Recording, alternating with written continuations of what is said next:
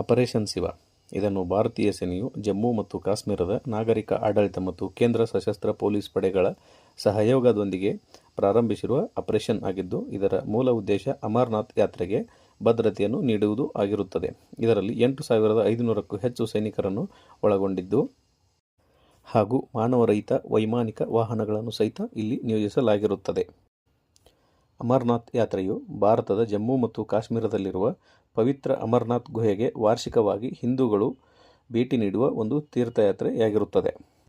ಇಲ್ಲಿ ನೈಸರ್ಗಿಕವಾಗಿ ರೂಪುಗೊಂಡಿರುವ ಶಿವಲಿಂಗವನ್ನು ಪೂಜಿಸಲಾಗುತ್ತದೆ. ಈ ಶಿವಲಿಂಗವು ಹಿಮದಿಂದ ರೂಪುಗೊಂಡಿದ್ದು, ಹಿಂದೂ ಪುರಾಣದ ಪ್ರಕಾರ ಅಮರನಾಥ್ ಗುಹೆಯಲ್ಲಿ ಶಿವನು ತನ್ನ ಪತ್ನಿ ಪಾರ್ವತಿ ದೇವಿಗೆ ಅಮರಕಥಾ ಎಂದು ಕರೆಯಲ್ಪಡುವ ಅಮರತ್ವ ಅಥವಾ ಬ್ರಹ್ಮಾಂಡದ ಸೃಷ್ಟಿಯ ರಹಸ್ಯಗಳನ್ನು ಪಾರ್ವತಿ ದೇವಿಗೆ ಬೋಧಿಸಿದನೆಂದು ಹೇಳಲಾಗುತ್ತದೆ.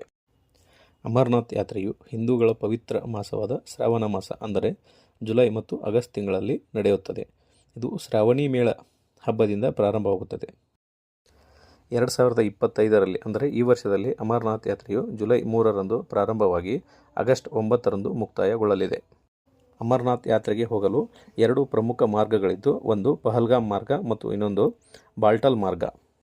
ಪಹಲ್ಗಾಮ್ ಮಾರ್ಗ ಇದು ಸಾಂಪ್ರದಾಯಿಕ ಮತ್ತು ದೀರ್ಘ ಮಾರ್ಗವಾಗಿದ್ದು, ಇದರಲ್ಲಿ ಹೋದರೆ ಯಾತ್ರೆಯು 3ರಿಂದ 5 ದಿನದಲ್ಲಿ ಪೂರ್ಣಗೊಳ್ಳುತ್ತದೆ.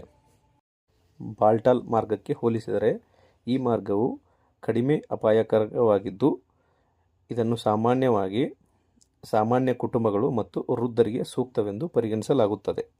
ಇನ್ನೊಂದು ಮಾರ್ಗವಾಗಿರುವುದು ಬಾಲ್ಟಾಲ್ ಮಾರ್ಗ. ಈ ಮಾರ್ಗವು ಹೆಚ್ಚು ಕಡಿದಾಗಿದ್ದು, ಇದರಲ್ಲಿ ಯಾತ್ರೆಯು 1 ಅಥವಾ 2 ದಿನದಲ್ಲಿ ಪೂರ್ಣಗೊಳ್ಳುತ್ತದೆ.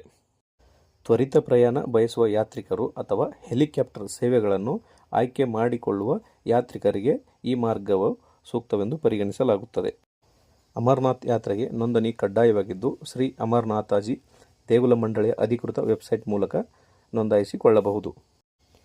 ಎಲ್ಲ ಯಾತ್ರಿಕರಿಗೆ ಕಡ್ಡಾಯವಾಗಿ ಆರೋಗ್ಯ ಪ್ರಮಾಣ ಪತ್ರ ಮತ್ತು RFID ಕಾರ್ಡ್ ಹೊಂದುವುದು ಕಡ್ಡಾಯವಾಗಿದೆ.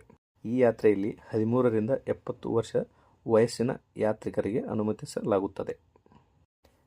ಈ ಯಾತ್ರೆಗೆ ಹೋಗಲು ಬಯಸುವವರು ಕನಿಷ್ಠ 1 ತಿಂಗಳ ಮೊದಲು ದಿನಕ್ಕೆ 4ರಿಂದ 5 ಕಿಲೋಮೀಟರ್ ವರೆಗೆ ಬೆಳಿಗ್ಗೆ ಅಥವಾ ಸಂಜೆ ವಾಕಿಂಗ್ ಮಾಡಬೇಕಾಗುತ್ತದೆ.